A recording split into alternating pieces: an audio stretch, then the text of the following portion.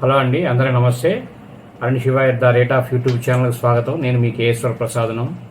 నేను మీకు ఈరోజు వీడియోలో అనుబంధం ఆత్మీయత ఒక బూటకం అనేది ఒక కవి గారు సుమారు 40-50 సంవత్సరాల క్రితం ఒక సినిమా పాట కింద రాశారు. నేటి సమాజంలో అది మరి ఆయన అప్పటికి ఆయన అనుభవం ఎలా రాశారో తెలియదు. అది నేటి సమాజానికి చక్కగా అద్దం పట్టినట్టుగా ఉంది. అవి ఏమిటనేది చూద్దాం.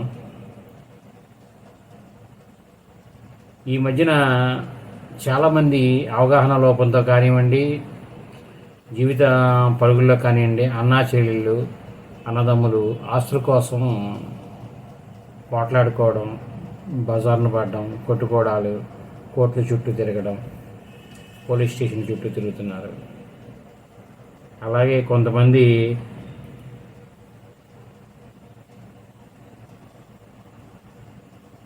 అన్నదమ్ములకి పట్ల ఏంటి,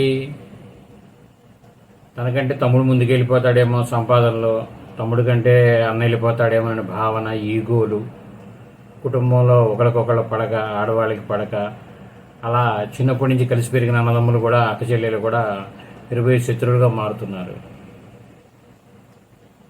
తర్వాత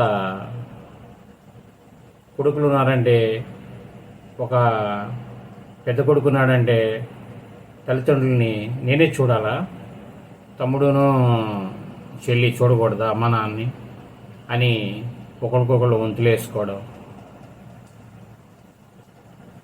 అలాగే భార్యాభర్తలు, ముఖ్యంగా భార్యాభర్తలు కూడా భర్తకి అనారోగ్యంగా ఉంటే భార్యకి అనారోగ్యంగా ఉంటే భర్త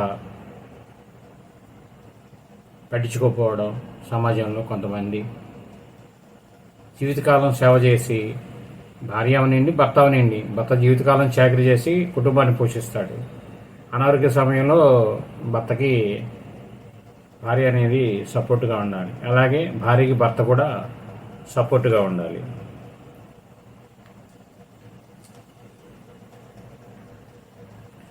ఈ సమాజంలో ఎక్కువ తేడా అనేది వచ్చేది డబ్బు, ఆస్తుల దగ్గర వస్తున్నాయి. ఒకప్పుడు ఇవి ఎందుకు తక్కువ ఉన్నాయంటే, ప్రతివారు కుటుంబ పెద్ద అనే వ్యక్తి మాట అనేది గౌరవించేవారు. అతను చదువుకున్నాడు అని కాదు, కేవలం అనుభవానికి ప్రాధాన్యత ఇచ్చేవారు. అది రాను రాను రాను ఏమవుతుందంటే, కేవలం మనం పెంచడం వరకే, మన అనుభవం అనేది ఎవరికి పైకిరాదు. ఏ కుటుంబంలో పెద్ద అనుభవాన్ని కూడా వారి కుటుంబ సభ్యులకి ఇనేంత, ఈవేళ ఉన్న వేగంలో ఇనేంత లేదు. ఎందుకంటే వాళ్ళు మనకంటే ఎక్కువ చదువుకొని ఉన్నారు, మాకు అన్నీ తెలుసు అనుకుంటున్నారు. ఆ భావనలో ఏమవుతుందంటే, ఇప్పుడు నేను చెప్పిన ఈ అన్ని సమస్యల్లో కూడా ఎక్కడైనా సరే, ఎక్కడ ఒకళ్ళ మాట ఒకళ్ళు వినే స్థితిలో లేరు. ఇప్పుడు కొంతమంది, నాకు తెలిసి ఒక ఆమె భర్త చనిపోయాడు, అతను రైల్వే ఉద్యోగం చేస్తుంటాడు. ఆమె చిన్న షాపు మెయింటైన్ చేస్తూ బతుకుతుంటుంది. ఆమె కొన్ని ఆస్తులు ఉన్నాయి, కొంత అద్దెలు వస్తాయి. ఆమెకి ఫెన్షన్ వస్తుంది. ఆ ఫెన్షన్తో ఆ వ్యాపారం చేసుకుంటూ అలా బతుకుతుంది, ఆ ఇంట్లో ఉంటాను. కొడుకు ఆమెను ఇంట్లో నుంచి బయటికి పంపించేశాడు. ఏమిటయ్యా అంటే, ఆ ఉన్న ఇల్లు, ఆస్తి అనేది ఆమె పేరును రాయాలంట. ఎవరైనా తదనంతరం అనేది రాస్తారు. మరి అతని ఏ ధర్మం ప్రకారం అడిగాడో మరి ఆ భగవంతుడు తెలియాలి. ఆమె బయట స్నేహితురాల దగ్గర ప్రస్తుతం ఉంటుంది. అంటే ఆమె చనిపోతే ఆస్తి తీసుకుందామని. ఇంకా నేను హెడ్డింగ్ పెట్టింది అందుకేనండి, అనుబంధం ఆత్మీయత అనేది ఒక బూటకం అనేది పెట్టాను చూసారా. అది ఖచ్చితంగా దానికి అర్థం ఇదే. ఆ రోజు రచయిత గారు ఎన్నో సంవత్సరాల క్రితం రాసింది, ఇవాళ సమాజంలో జరుగుతుంది అదే. ఆత్మీయత అనురాగాలు ఎక్కడున్నాయండి? ఏదో ఒక సందర్భంలో, పెళ్ళిలోనూ ఏదో ఫంక్షన్లోనూ మాట్లాడినప్పుడు 5 నిమిషాలు తప్పించి ఏముండవు, ఆత్మీయతలు అనురాగాలు ఏముండవు. అంటే పూర్తిగా లేవని కాదు, కొన్ని కుటుంబాల్లో ఉన్నాయి. అలా ఉండబట్టే సమాజం అనేది ఈ మాత్రం కూడా ఉంది. కానీ ఏంటంటే రాను రాను పూర్తిగా ఇదివరకు మీద పూర్తిగా అంతరించిపోయే స్థితికి చేరుకుంది. ఎందుకంటే ఎక్కడ చూసినా కేసులు ఎక్కువ, చూస్తే ఫ్యామిలీ కేసులు ఎక్కువ ఉంటున్నాయి. ఎక్కడైనా చూడండి, కొద్దిగా మనుషులు మానవత్వంగా అనేది మారి, ఇప్పుడు మనం ఆస్తుల కోసం పోట్లాడుకున్నామంటే రేపు మన పిల్లలు కూడా అదే విధంగా ఫాలో అవుతారు, వాళ్ళ పిల్లలు కూడా అలాగే ఫాలో అవుతారు.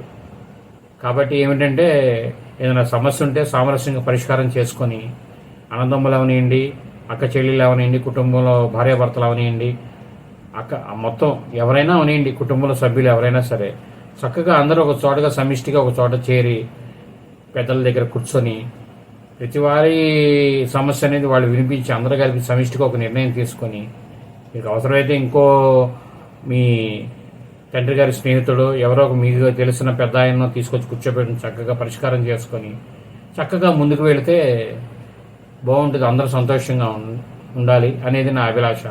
అందుకంటే ఏం లేదండి, ఈ వీడియో చేయడం కోసం ఏంటంటే సమాజంలో అందరు సంతోషం అనేది ఒక హెడ్డింగ్ కింద పెట్టా. ప్రతి ఒక్కరూ సంతోషంగా ఉండాలి. అది ఆరోగ్యపరంగా అవనివ్వండి, కుటుంబ సమస్యగా అవనివ్వండి, ఏదైనా అవనివ్వండి, ప్రతి దానిలో జాగ్రత్తగా ఉంటే సంతోషంగా ఉంటారనేది నా ఉద్దేశం. అందుకనే మేము ఈ ఛానల్లో ఎక్కువ ఈ విషయాలు, మేము తయారు చేసే స్వీట్స్ విషయాలు, గవర్నమెంట్ విషయాలు తెలియజేస్తున్నాం. ఈ వీడియో మీరు పూర్తిగా చూసినందుకు ధన్యవాదాలు. మేము మరిన్ని వీడియోలు చేయడం కోసం లైక్ చేయండి, షేర్ చేయండి, తప్పకుండా సబ్స్క్రైబ్ చేసుకోండి. Thank you.